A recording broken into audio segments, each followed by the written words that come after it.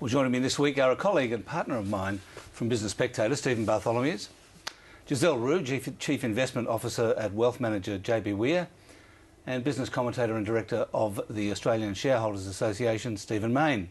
Welcome to you all. Hi, Alan. So there you have it with the cars. It's not about making profits. They're profitable. They just want to get the money that they feel entitled to, or that they can get. That was surprisingly honest and frank and disturbed me. So I'm not sure he did his cause a great deal of good by being as honest as he was. Do we want to play that game, the managed trade game? Can we afford to play that game? Compete with the Europeans, the Chinese, whoever, throw subsidies at giant car manufacturers? We do, don't we?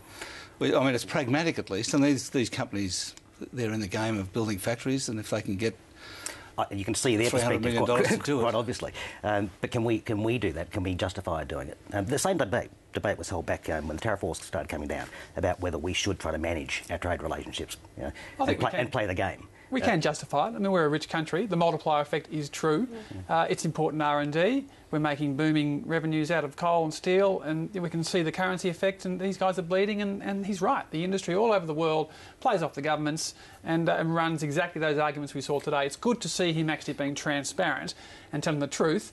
The real issue is around the size of the dollars and whether you really should be giving them $250 million, just for another couple of the next stage of their investments. That sounds over the top, and I hope the government's reasonably firm in negotiations, but a dollar figure, it's reasonable. But why does the car industry, why not manufacturing industry generally, or retailers? Retailers are suffering.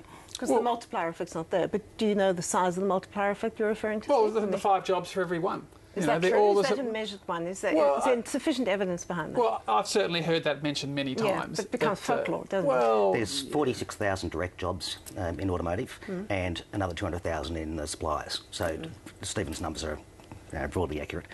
Yeah, and I agree with your numbers. They're absolutely right. Well, the one point he made was that exporting is difficult now. I mean, I suppose it's one thing to make for the domestic market, particularly, I guess, if you're competing with imports. Exporting is particularly difficult, and I guess the question arises about the future of manufacturing in general, with the dollar at 107 I'm surprised or whatever he it is. didn't spend more time dwelling on that. If you go back to he did actually, and it's on the longer version of the interview on the website. So if you want to look at that, it's on the website in full. But yeah, I mean, the thing is that it is a difficult problem. If you go back to the peak of Australian car exports, 2008. Exports have collapsed by about almost two-thirds, and that's the currency effect. And that's the discussion, perhaps, it's a broader discussion for the manufacturing industry.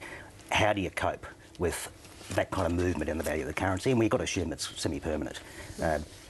I would have no trouble accepting investments by governments and taxpayers in changing the structures of industry, helping them get through a transition and dealing with the shock, providing you end up with something better at the end of the day than what you have today. What we've got today at $1.07 is not competitive. So what they're often accused of is not building the right cars for the Australian market. That's right. We build big cars. The government got rid of their green car fund, the $500 million, which was meant to be that transition to more fuel-efficient cars. So I agree. We are out of place in a carbon-constrained world, and oil prices. You need small and nimble, electric cars. We're nowhere to be seen. So it is pretty much an old industry, big cars, that we are supporting quite a bit.